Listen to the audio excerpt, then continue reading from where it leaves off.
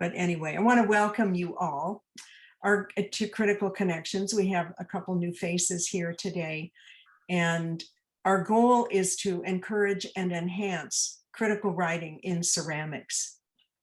So I want to thank our major donors, who make it possible for us to pay our guests a nominal honorarium. And Linda Lighton and Diane Charnov are those who have been major donors. And just recently, Rob Barnard turned back his honorarium. So I really appreciate him doing that. It means that we can keep it going longer. But I sent out to all of you in some links and different things so that you could become acquainted ahead of time with Diane, and we don't take up a lot of time here with me introducing her. So Diane, take it away. And if everyone would mute until we get to questions and answers, that would be appreciated. Okay, let's see. And is this on everyone's screen now? Am I a host? I see it on my screen, the PowerPoint that I'm putting up. Yes. Okay, great. And thank you very much, Elaine, for having me. And thank you all for coming, especially in this, post-pandemic or whatever point we are, to just still be on Zooms. I met Elaine when I was a Gentile critic, 2018, 2019, and she was super warm and welcoming. We've continued an experience since, and I also see Mary Jane Edwards on, because that was a life-changing experience for me in terms of writing. Briefly, if anyone looked at bio, I'm one of those people who pivoted. I had a life in political speech writing, 3 years for Korean Prime Minister, Madeleine Albright, writing for Foreign Affairs, Foreign Policy, doing editing, and background Columbia, Stanford in international relations.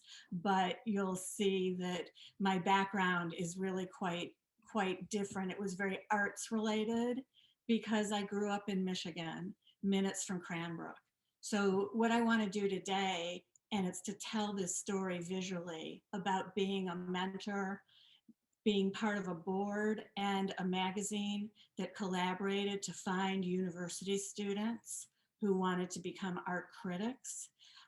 So I'll only briefly do a few slides about my backstory, and then jump into this 2 models of mentoring that I've been involved with. You see my parents on the left, and I feel like I was born with a silver spoon in my mouth. This was a Tom Bonnert piece from Cranbrook in the 70s. My dad was a doctor, my mom an English teacher, but they both loved art so much, Depression kids who worked hard their whole life, but loved museums. And my mother became fluent in Japanese because she loved Japanese art. And I spent my childhood weekends in museums and galleries, and summers in Japan at places like Mashiko, and around the world with artists as a child, sitting at the feet of many great just art communities. And when I think about mentoring, I really think about it coming from a place of gratitude, which seems to be more and more in society today, of how to give back and also how to get, because I do see mentoring not as like sage on the stage to a young apprentice, but more of a two-way street. Cranbrook gave me a lot in terms of appreciation of the arts. You probably know them as the Graduate Art Academy, but they have a kindergarten through 12th grade school, which I went to, college prep, but we had to choose a studio to focus on, and I chose ceramics. And on the right is a piece that I have from Richard DeVore, though I know no one may recognize it because it looks very unusual.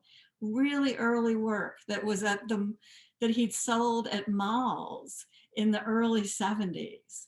And just to say, seeing some great artists being able to go into their studios as a teenager really changed my life.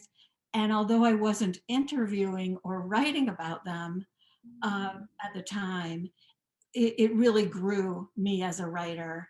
And I also spent summers as a museum guard at the Cranbrook Art Academy, sitting next to Toshiko's pieces, which I love the most.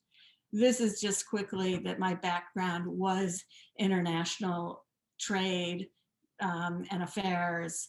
And when I went to Penland, I worked on silk screen printing, because when I think about standardized tests, or even how we relate to students now, I'm not so interested in rote learning. I want to break outside the box, which is now I'm jumping to the chase of the whole mentoring experience that I was involved in. So about 10 years ago, I became involved with the James Renwick Alliance Quarterly and a member of the Renwick Alliance Board. For anyone who doesn't know, because it's a sort of a subset, it's about a group of 500 people. A third are artists, many are collectors, others just love the arts. They work with the Renwick Gallery of the Smithsonian, but they're very separate. We publish quarterly a magazine you can find on jra.org. And I've been a main feature writer and then on the editorial board. We currently don't have an editor because of a variety of things, but about 3 of us have taken on the role to find writers, to write the articles, and then I do the proofreading, and we have a designer. Through my involvement with this magazine and my experience at the Gentile, which I'd say grew my confidence and desire to think outside the box, I Googled one night wanting to do more in DC for writing and the arts. And I merely looked up arts writing conferences and came upon a group called day8.org. And they're named that because the founder, Robert Bettman, who was a dancer with Alvin Ailey and a writer himself, thought there should be 8 days to create the world and one should be all for the arts. When I went to the conference, it was really quite fantastic. They had people from the Washington Post, students from universities all over, just in small groups, talking about writing.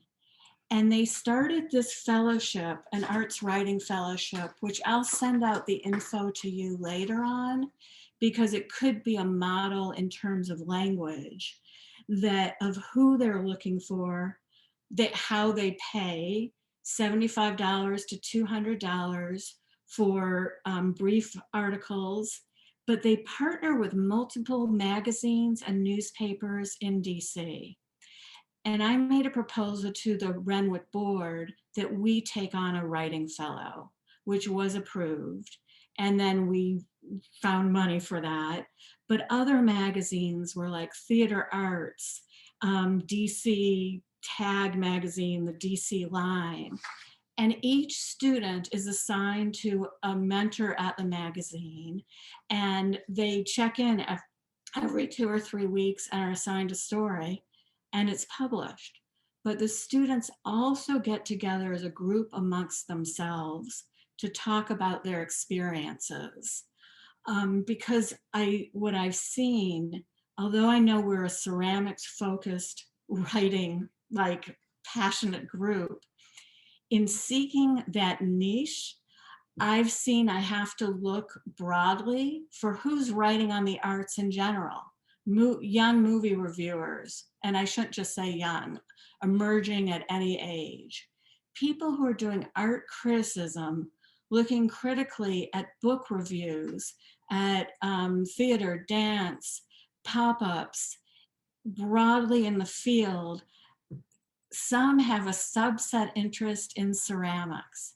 When I've spoken to them, they've often referred to a clay class they took in high school, or somebody they met in an art studio, or just seeing the wheel and being mesmerized.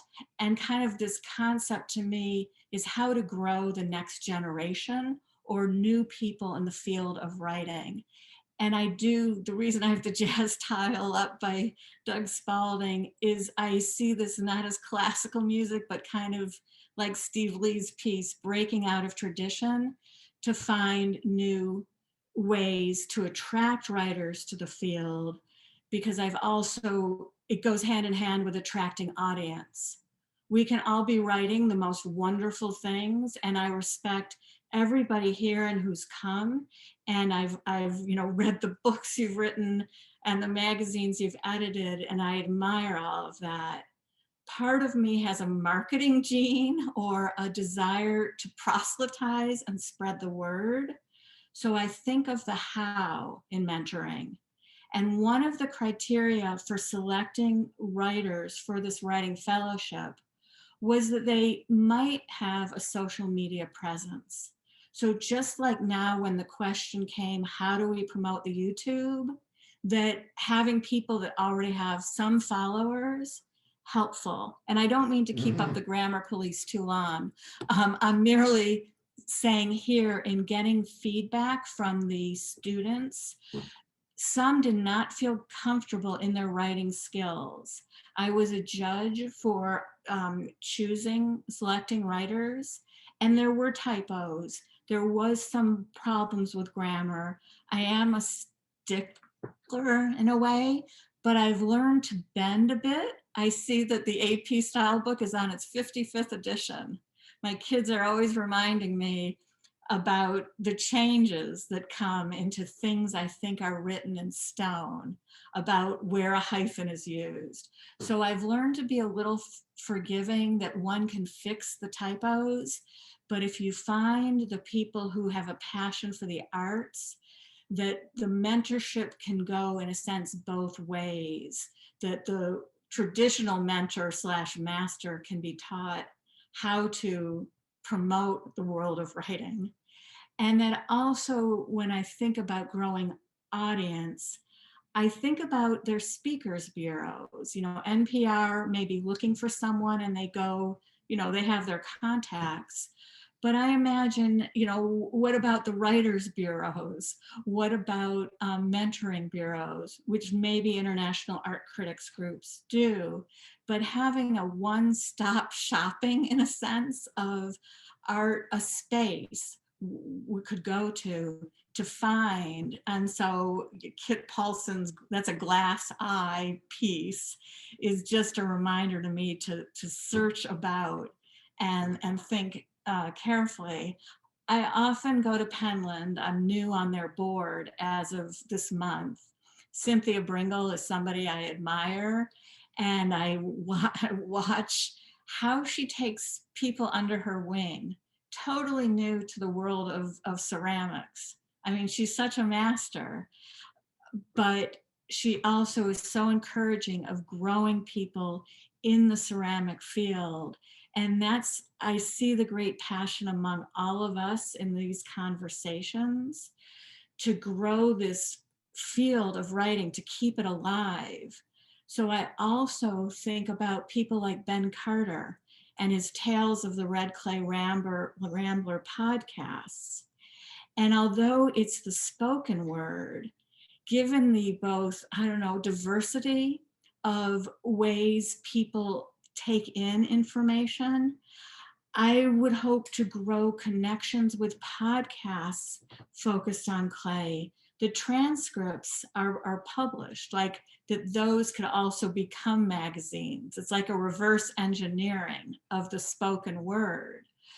But just getting enthusiasm in different ways for arts criticism, or just meeting artists, and what are the 21st century ways of growing this field that is important to me, and I know to everyone else.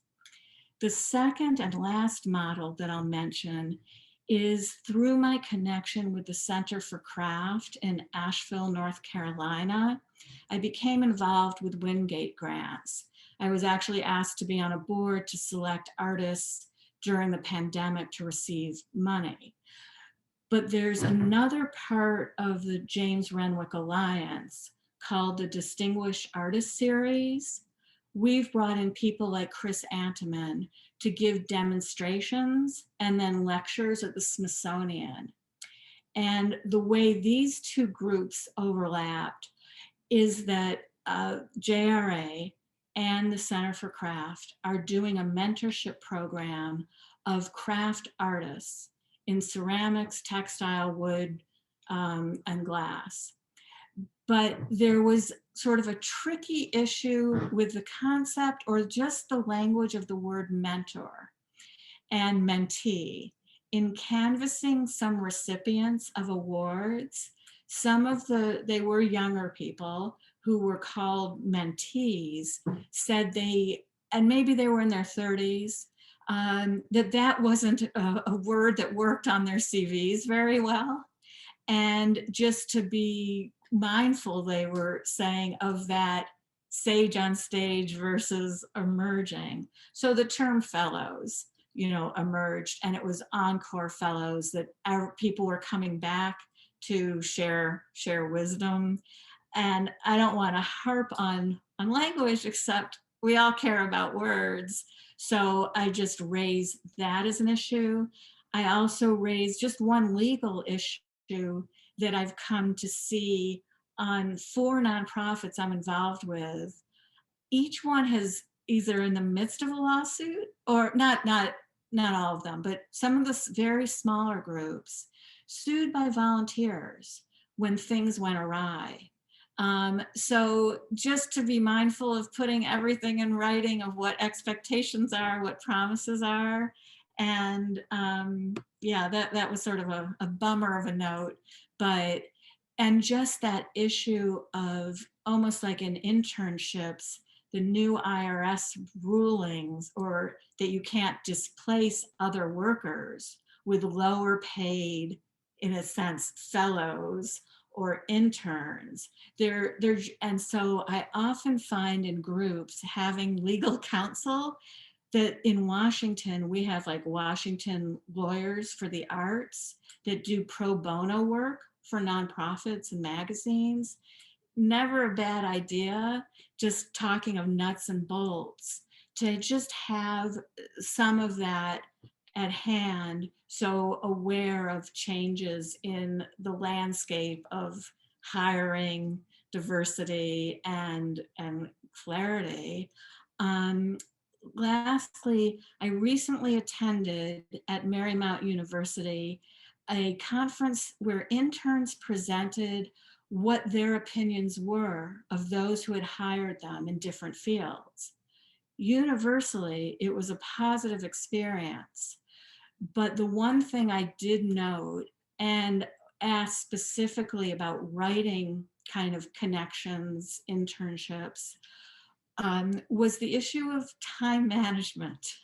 So that when we're approaching or working with people who may be in school, and none of this is rocket science, but it's what stood out from maybe 8 students speaking, that they felt they did the work well, they were evaluated well for their work, but that school timetable of semesters or midterms, very unlike the quick deadlines or must check every quote, or and they thought they put the burden on themselves of having messed up a bit in time management. But just in going into anticipating issues, to realize it might not always be about the writing or the artist or the object, but what's going on in people's lives, and deadlines, and just friendly reminders, as well as communication. Many people will say, well, the intern or didn't answer a text, or doesn't answer the phone, or maybe email isn't clear. Just upfront to find out what's the best kind of communication. And in this Zoom age, just like Astrid's in Austria in another time zone, people are working all over the country, all over the world. We have a big pool of people to draw from. But I work with a lot of students in Korea. I want to know it's that 12-hour difference. Just awareness of those basic things. And I just put this kind of not mini-me issue up to say, personally, I've gotten so much from working with students, different writers on their perspective on promoting ideas of DC makers I wasn't aware of. So rather than the Pied Piper thing or exact replicas, just the two-way street and the great positives it gets.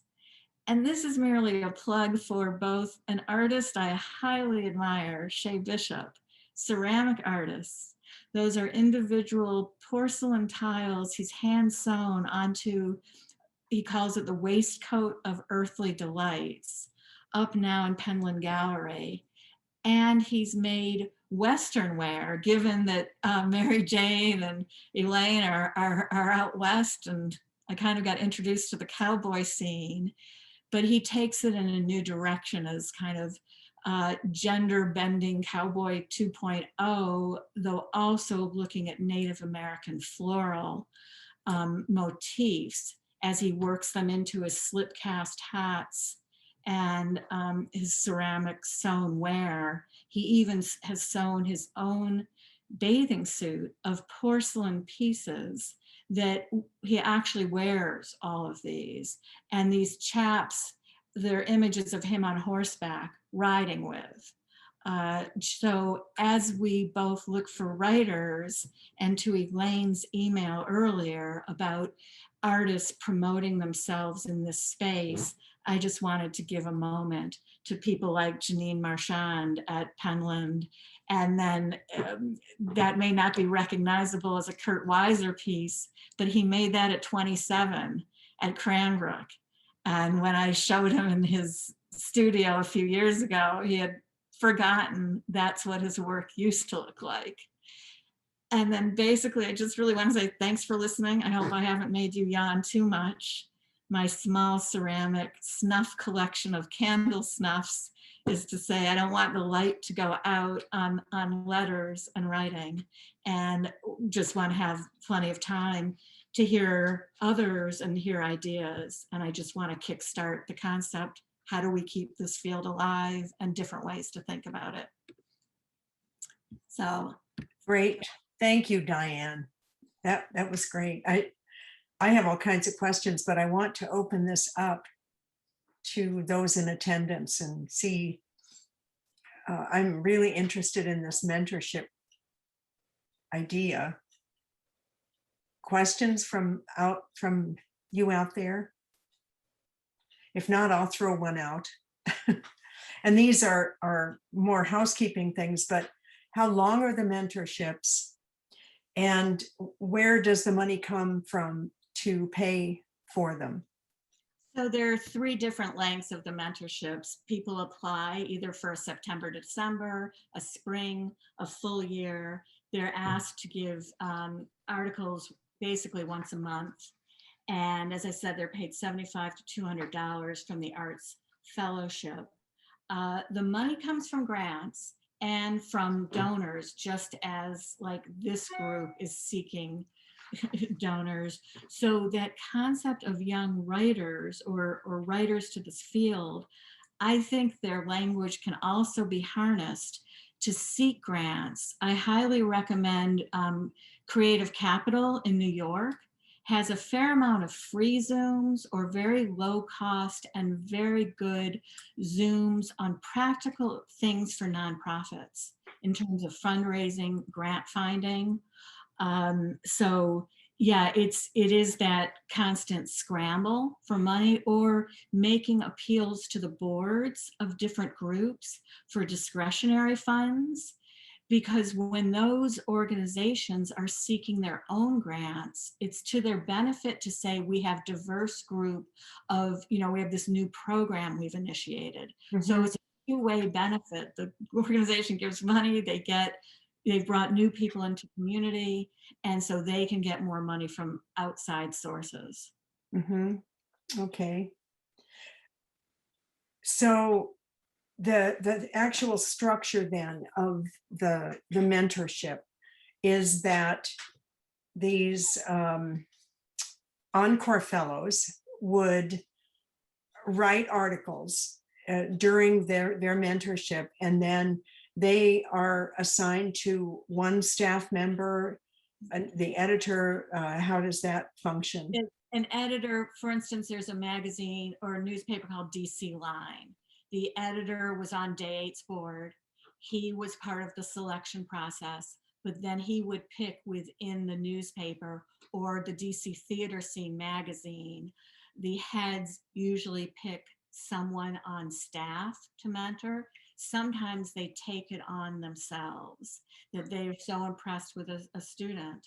And that's their thing, that or they know they're going to be retiring soon and they want to grow staff and interest. Mm. And they meet at least, once a month in person, and then they review an article a few times ahead of time.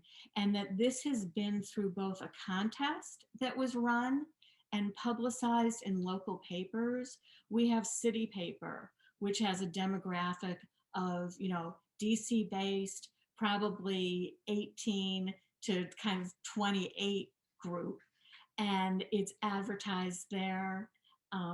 And we've gotten a fair amount of, and oh, I forgot to mention the university connection with professors, of course. American University going to deans, English professors, as well as in the arts, and outreach to student newspapers on campuses to find their culture editors and invite them to speak, and that the culture editors who are looking for jobs in the arts or even nonprofit organizations have been great, including the historically Black universities. We have Howard University in Washington, D.C. Demographics, again, we have not a very diverse mix of people in the world of craft, conferences or writing. I had wonderful experiences with Howard University students. And was that a competition or recommended by professors? How were they selected? In the conference, we invited 4 student editors from, George Washington, Georgetown, Howard University to make presentations. Some of those students were so impressive, then from the audience, people connected with them. When some of the interns were assigned to the Washington Post, because we also do a program where Washington Post critics come and speak to them, some got jobs at the Post. So that through Day 8, doing once a month, just listen to a writer in the area speak. And one was Philip Kennicott, a Pulitzer Prize winning art critic. But I introduced him to a group of American University students. He gave out his personal email and invited this room full of 12 young arts writers or writers at the School of Communication to send them drafts of work, and he'd get back to them, and he did. Wow. So who we admire, the same with Vrag Hartanian from Hyperallergic, presented to the Day 8 Journalism Conference. This year, the conference will focus on book reviews. But I'd say we ask broadly. I have been amazed at big names who just say yes and also return honorariums or ethically can't keep them. And people are so passionate in this field, they give a lot of their time.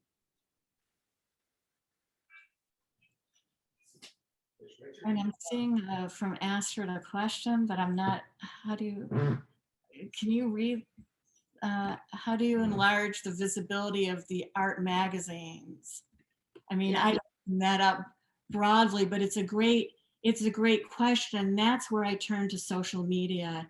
Even I know when Facebook and Instagram are undergoing, a lot of people are cutting them off, but when people flip through the magazine visually online and it becomes a movie, or I think there are a lot of ways we have to figure out how to get this into, even like an American Craft Council sub-session, or all of the groups we have that in Sika and ceramics as as a part of just this whole world of reading.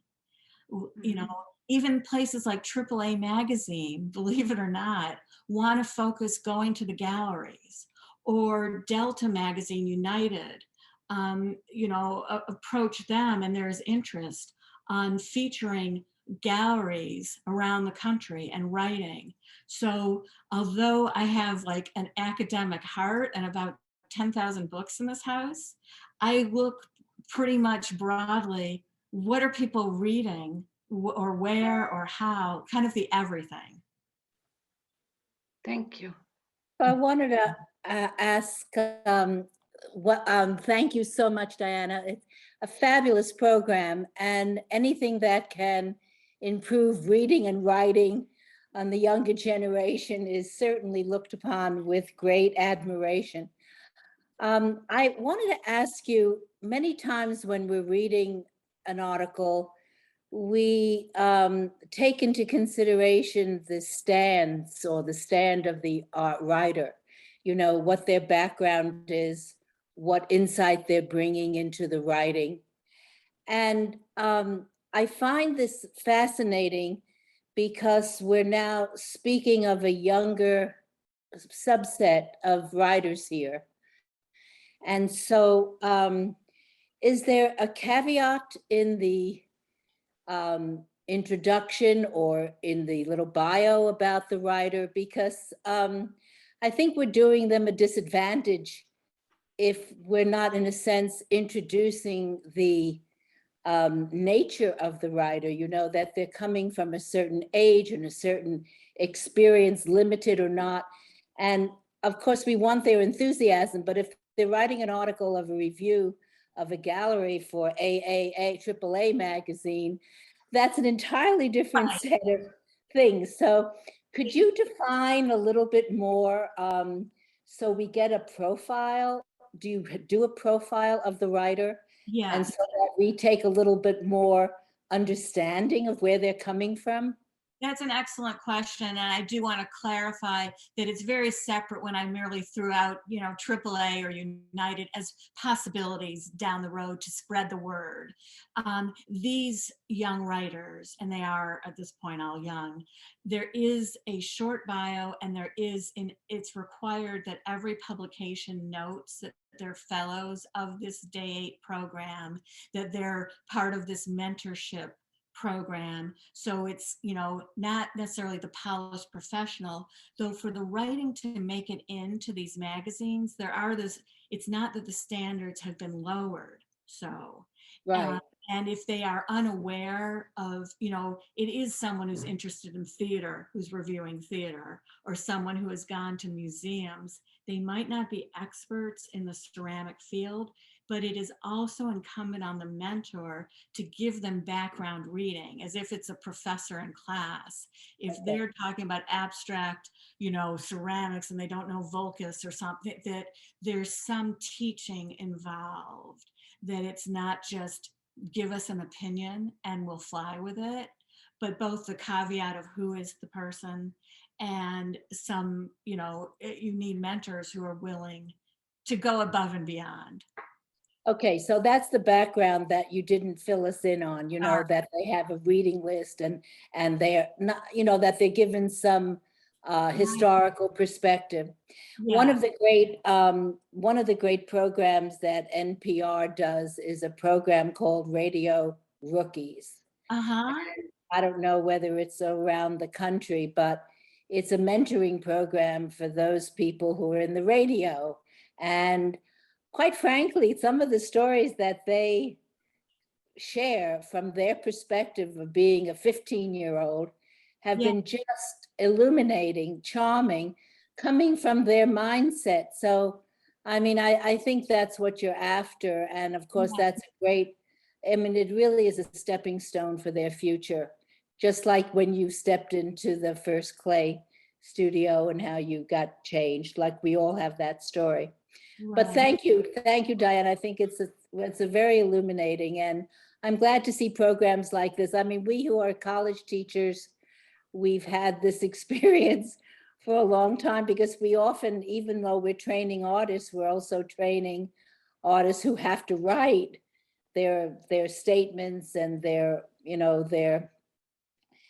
for job applications, et cetera. And so writing is very much part of studio practice. And I thank you for clarifying or having me clarify that, because that's important. And the one last piece I'd add is under with diversity, equity, accessibility, and inclusion issues, what I'm seeing with a lot of grants is that not only you have the option to write your grant or present it in a film format, a video, or oral.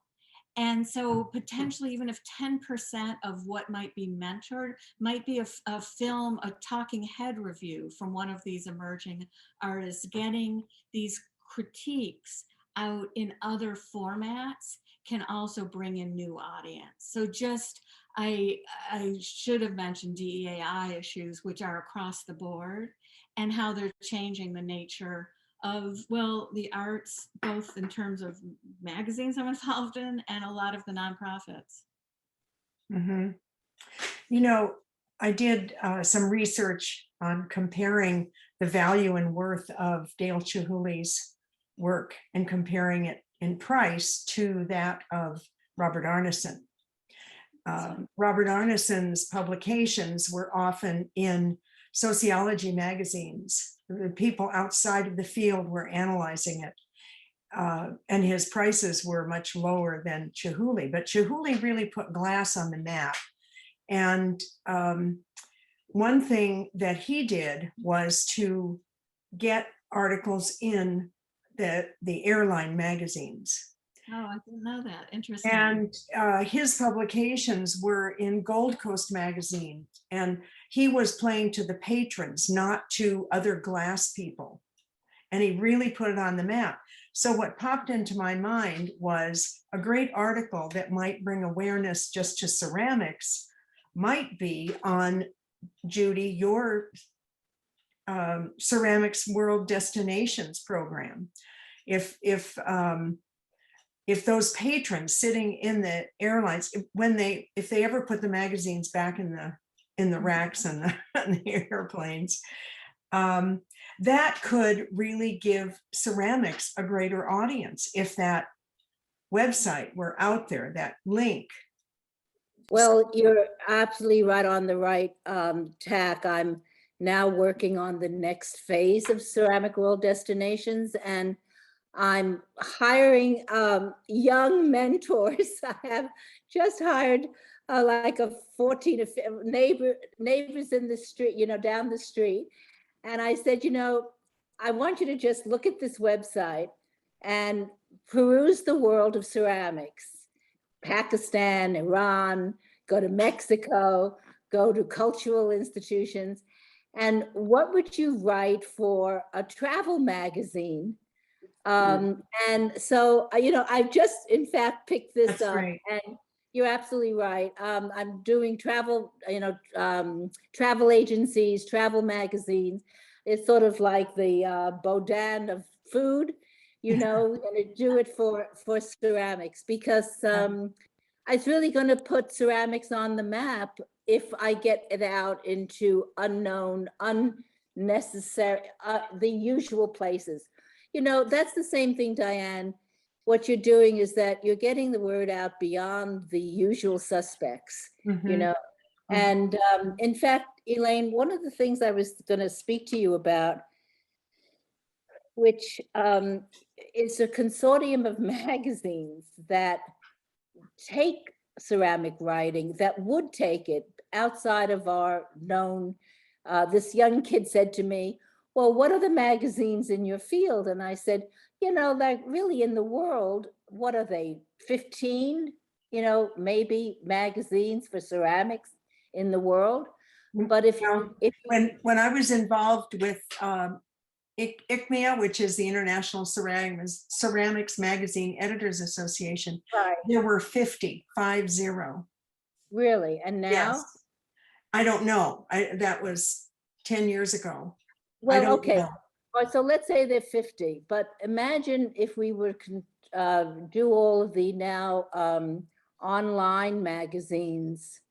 There's so many that have popped up, but even the art magazines, the travel section of American Express, the art section of American Express, these are outlets where articles could go about the field. And Chihuly was right on the money, because he never catered to he never talked to people at Pulchuk.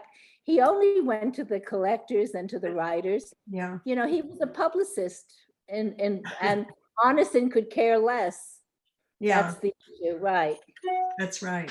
Yeah. But I would love to get together. I would love to get like the diaspora. And Diane, maybe you have a good list. You know, where are the publications that you put your people into? You know, what is the Clay diaspora?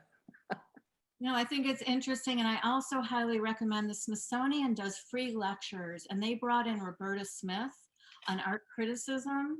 And I believe it's online, it's si.edu, but they looked at, they've done a year-long study from the Pulitzer Center about the shrinking number of critics on, on newspapers around the country and in magazines. That if you look at the trend, it's like climate change of just a horrific, decline. So I do firmly believe that embracing world broadly from where we are, and it may, include print, but also, whether it's PBS, the Craftsman series, that there are people that are just so interested in the arts. Yes, to think beyond Clay, beyond, as you say, the usual suspects is exactly where my mind goes. Have you generated such a list? I don't have a list that's in one space, but I've worked with a lot. I could put together one. They're individual, like the JRA, we reached out to the PBS Craft in America place, and they are doing series. There are a lot of different ones. It would take a little work, but maybe we can have active. But Elaine, this is something that I think would be such a boom to your critical connections here, to have a wider audience for those people who are interested in writing, that not to go to the usual suspects, and to open our range a little bit more, and to write for the more general public. I would love, I'll share the magazines that I know through the International Academy of Ceramics. I got a press list when I did the launch of Ceramic World Destinations. I got a press list from around the world, and they have many, but I'd certainly love to share it with you all and to get something like that going. Mm-hmm. One experience I had with promoting Nancy Bloom's book, and she was a ceramic artist, but did a lot of botanicals, was working with all the museums and botanical gardens. In their magazines, there's so many artists that have ceramic botanicals. She did the New York subway system, but just those kinds of outlets, from the Desert Botanical Garden to Hillwood in DC, all around the country, they too are seeking new audience. So to bring in art lovers who also usually like nature, there's a great kind of, synchronicity between the two, or nature magazines, that type of thing, to look at, clay is earth. You can't get more nature than that. Right. One of the things that Chihuly, well, actually, it was more Robert Morris who modeled his marketing after Chihuly's, was to just get great photography. I mean, he had a camera inside the glory hole with, so that the honey was coming in, or whatever they call it, it was coming into the glory hole, and we were seeing it as if we were standing in the fire. And then we were closer to him than we could possibly be if we were in his studio, when we would see his hands working, and it was a master of creating just candy-like imagery. And I don't see that as much in ceramics, where it's going to just be so attractive to the general public. But he really did play to the patrons, and our magazines were myopic. And I think it's a shame. That's a great point. In fact, we got the most positive comments on the most recent James Renwick Alliance Craft Quarterly, but I will say that there were more pictures than ever, and they were larger. Uh-huh. And yeah, that is the grab Mhm. of Mhm. today's world. Yeah. And I want to just, for those of you who aren't familiar with it, I want to just mention that I said the CWD, what the program is that Judy has created is a ceramics world destination. So any of you who have a studio that you want people to know about, you can go on this site, and you don't have to be a member of the IAC. They just want to know where there are studios and galleries and museums and other ceramics locations and sites around the world, so that if I'm going to visit Astrid in Austria or Switzerland, we can get online and find everything that's going on in ceramics in that area. It's such a gift to the ceramics field. And somehow we need to get an article. If anyone is not on there and has a site, please go on and add your information. And Judy, does it include ceramics programs in colleges and universities? Yes, there was such a request for it that now I put in institutions as well. Okay. And also there was a big request for residencies. So, and I'm going to now create timelines for when residencies are due, like each month when the applications are due. I don't know, somehow it's just catapulted. I could use all the help I could get, because right now it's just me and one student we vet everything that comes in. But just yesterday, some fabulous locations from Peru came in, and I've gotten a big list for Cuba. And it sort of makes you want to, well, as soon as we can, I want to be, wouldn't it be like a fabulous thing if, that bucket list, that you attend at least one in each country? I have 118 countries already. That's great. That's incredible. That's great. That's incredible. I mean, just when you think of Africa, there's so many, countries in Africa, but it's really growing. And yes, please spread the word. Do you have something that we could share on Facebook about it?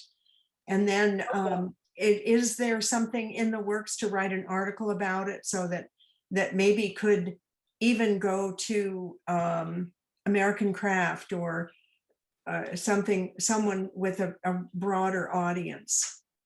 Okay, I'm in the process of trying to do that. Right now, I'm trying to get the International Academy of Ceramics to fund the next level, which is I'd like to be able to get museums, particularly who have a budget, and I know residencies like Watershed.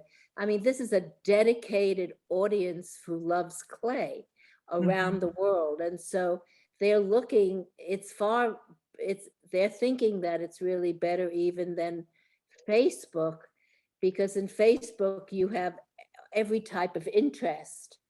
But if I have 4,500 listings now. If you have 4,500 listings that people are visiting it all the time, thousands of people a week, these are all people who are interested in clay, who want to find these locations. And so, yeah, I mean, that's the next step. I'm trying to get these people to sponsor newsletter, blogs, posting their exhibitions, because as you know, IAC only gets their funding from membership dues. There's no other source of income. Yeah. And all IAC members would be free, but eventually, I mean, an artist would pay, like $20 a year, but a museum might pay $100 a year for getting, postings of all their shows, and also, videos of interviews of artists. In other words, it could catapult into something quite wonderful. And again, it's a dedicated audience to clay. Yeah. And Anna just posted in the chat to beware of duplicating works by other organizations, such as Artist Communities does residencies and sends out emails about deadlines. So if it's already out there, maybe just a link could take care of it and take that work off your plate.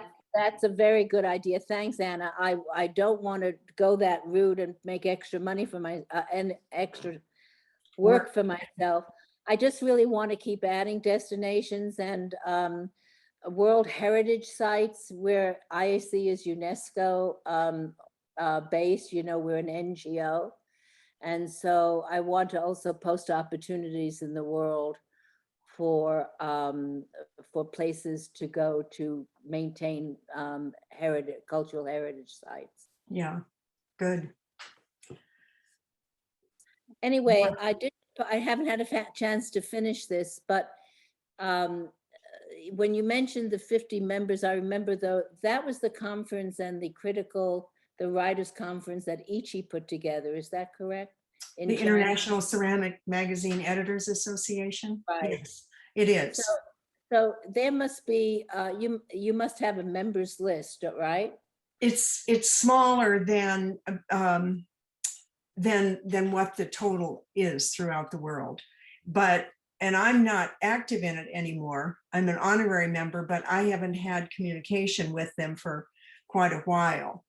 So I was supposed to go to those meetings, and I emailed Ichi about 4 months ago and haven't heard back. I had lunch with him right before shutdown with Jane and in Beijing.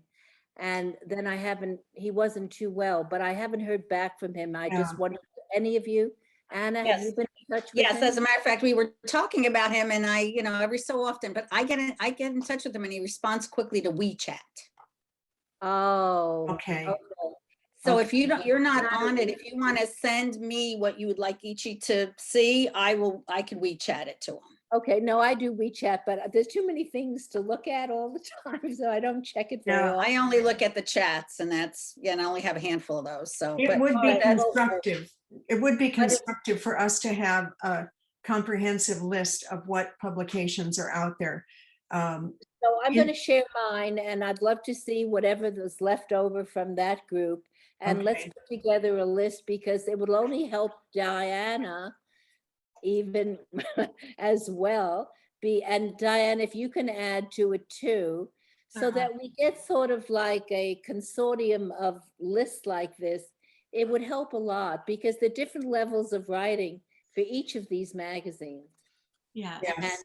And then we could find, you know, expertise at each of those levels as well, which is what you're after, right? The bottom line. Yes, yes.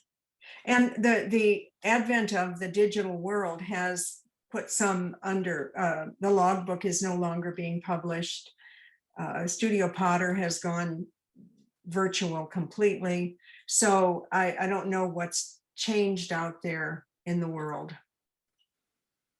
And looking at getting things on Issue magazine, you know, as a way to just spread word. I know like Gentile catalogs get uploaded to that, and that's looked at. So they're just, there are a lot of things, but you all are raising great, great programs and things I didn't know about that I'll add to my list and keep growing this. Yeah, exactly. Okay, any other ideas or willingness to write a grant for for a mentorship?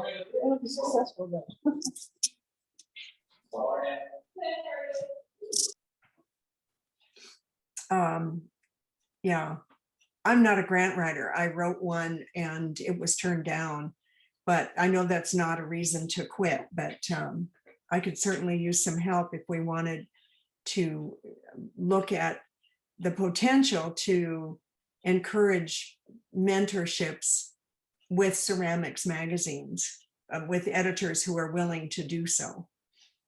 And also for grant writing, sometimes we've partnered with the arts management programs at local universities. George Mason, Georgetown, all have really good arts management.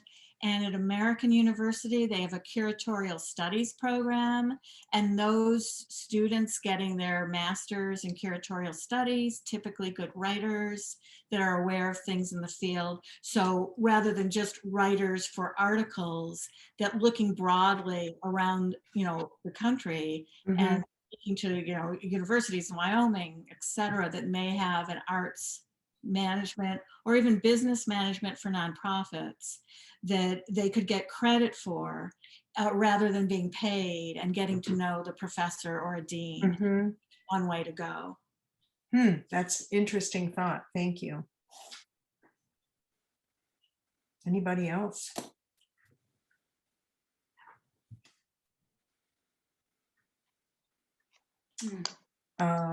Judy just wrote in the chat, is there a list of the 50 members magazines? Okay. Yeah, I'll see if I can get that list. Because there are, go ahead. I was looking at websites the other day, and there are lots of ceramic websites. I went to look, not websites, I meant blogs that deal with ceramics. And the number one out there is the Ceramics Monthly, Pottery Making Illustrated. They have like 1,000 hits. I don't know whether they said a day or a week. I don't know what it was.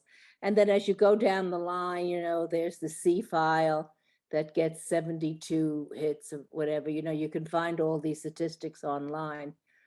I just wondered, with people like Pottery Making Illustrated, it's like a consortium, isn't it, of all these magazines, Elaine? They sort of like sell their magazine, Ceramics Monthly, Pottery Making Illustrated, and then they sell videos and all of that. It's a for-profit site, isn't it? It's Yes, not it a not-for-profit. Ceramics, well, the American Ceramic Society is a nonprofit. And, they're the backbone. Yeah, but they're really subsidized by Ceramics Monthly's advertising. I mean, the population of the membership of American Ceramic Society just was plummeting. And that's when they bought Ceramics Monthly. So I think Ceramics Monthly is a 501c3. Really? Uh-huh. But when you look online they have like 7 or 8 different, like an umbrella of organizations and publications that all come under that. They also have a speakers series. If you wanted to put on a ceramic conference, they'll get the speakers. They send out the mailing list. Those of us who have put on conferences, sort of like an NCICA, but Yeah, but the NFL is a nonprofit, so you can't, and I just looked up the website, and they are ceramicartsnetwork.org is the parent of Ceramics Monthly, so they're like the NFL. I never knew that the NFL was They're a nonprofit. The teams aren't, but the NFL organization is. Is that so they can't be sued? Is that so they can't be sued for those poor guys? I don't know. I don't know. I don't know how they get away with it. But speaking of blogs, I wanted to mention that early on, Astrid Zwick, who is now off screen anyway, entered into the chat her website where her blog is, and also a Swiss magazine URL in which there was recently an article published that she wrote. So just FYI, check that out. Put it in the chat. It's in the chat. Astrid, okay. Yeah, it's in the chat. It's the first one in there. So scroll all the way to the top of the chat and you'll see that. I think I'm very passionate about really to get people to look at ceramics. I think in Europe, ceramics has a different status than in the United States. It is not considered an art. It's considered some utility or even tool. something you use, you don't pay attention to it. And it has a very low status. It's like for the really poor people, the only thing they can afford to a little bit decorate or make their home different. So it has a very, very low status.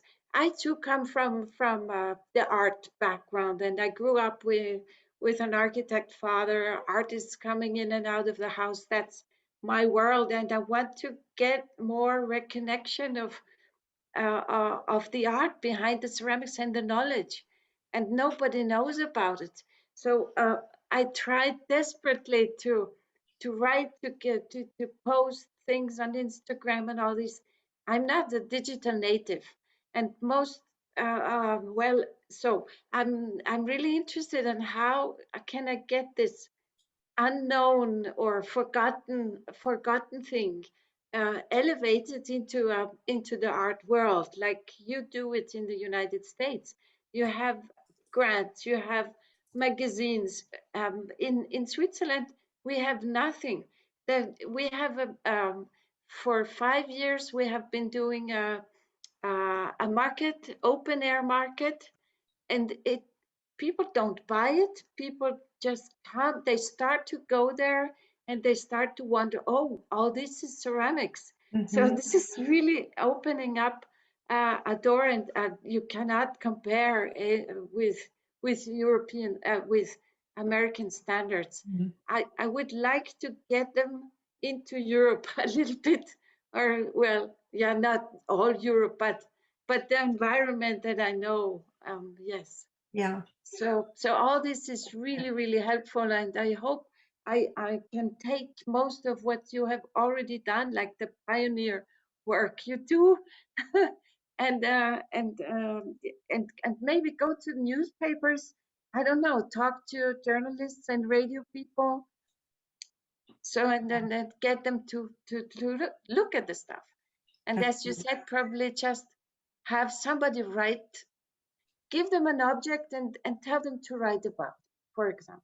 Well, and I think that the CWD that we were talking about that Judy has put together for the IAC, Right. if we can get that URL out there just Right. for awareness. We all have non-ceramics people in our network who travel. And it's going to be, I always say peace is going to happen one person at a time. And I think ceramics will be promoted one person at a time, and we can each do it. So, well, our time is up, but I'd like to thank Diane so much for her time. And she's one of the most generous people with her thoughts, her support, and it's always appreciated, Diane. Well, thank you. I really love that you all had, you were here for this. It means a lot to us all, and I appreciate the opportunity. Thank you. Great. Elaine. Thank you. Thank you. Thanks, Diane. Thank you, Diane. Yay. Elaine, I also posted the Ceramic World Destinations site, if those Oh, good. Good. up, paste it. Thank you. Okay, As great. always, great. See you next month, everybody. Okay, and I'm going to save that chat so I can, if you didn't get that URL. Thank you so much. And I've asked just a few of you to stay after so we can have a conversation about some other initiatives. So, bye-bye, Judy. Thanks so much for your input. Bye-bye.